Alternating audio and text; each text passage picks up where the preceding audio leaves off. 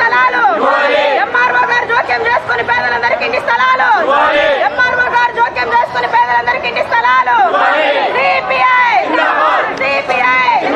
జిందాబాద్ జిందాబాద్. ఇల్లు ఇచ్చేంత వరకు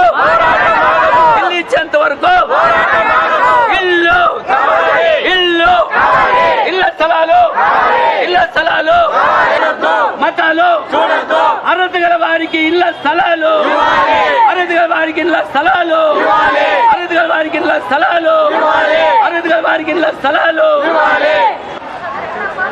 రాష్ట్ర వ్యాప్తంగా 26 జిల్లాల్లో భారత కమ్యూనిస్ట్ పార్టీ సిపిఐ ఆధ్వర్యంలో 26 జిల్లా కలెక్టర్ కార్యాలయాల ముందు, తహసీల్దార్ కార్యాలయాల ముందు, అదేవిధంగా ఎంపీడీఓ కార్యాలయాల ముందు కూడా ఇళ్ల స్థలాల కోసం నిరుపేదలు నిరసన ధర్నాలు నిర్వహిస్తున్నారు.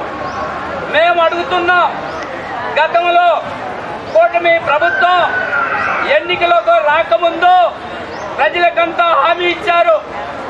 పట్టణాల్లో 2 సెంట్ల భూమి, గ్రామీణ ప్రాంతాల్లో 3 ఇళ్ల స్థలాలు ఇస్తామని హామీ ఇచ్చారు.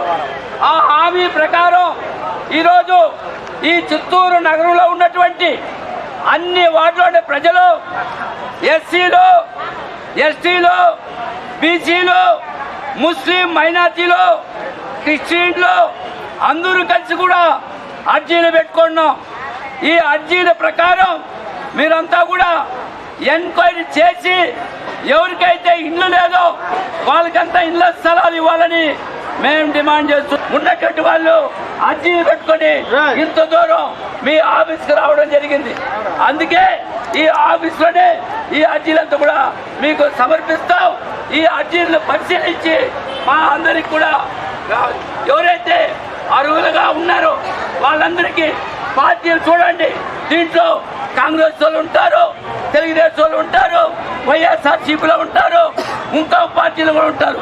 పార్టీలకు అతీతంగా, కుల మతాలకు అతీతంగా, కులాలు వద్దు, మతాలు వద్దు, జాతి వద్దు, వాళ్ళు ఏ కులమైనా సరే ఎవరైతే ఇల్లు లేదో వాళ్ళకంతా కూడా